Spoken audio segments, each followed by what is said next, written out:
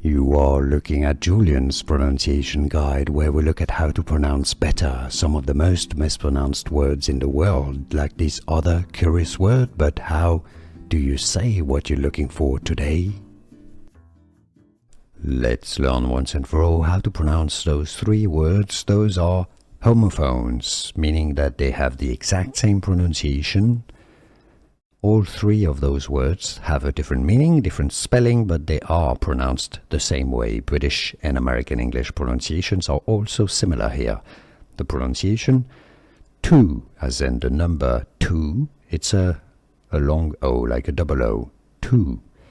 Number two, or to the word you place before a verb, as in to run, to eat, to walk, to cry. And two, T-O-O. They are all pronounced two, a long oo sound, the sound of a double O. So T-W-O is also pronounced two, different spelling, same pronunciation, two. Did you get this? Was this any useful? Let me know in the comments. Here are more videos on how to pronounce more confusing words and names too many mispronounced. Like this video if you found it useful. I appreciate your support. I'll see you soon and thanks for watching.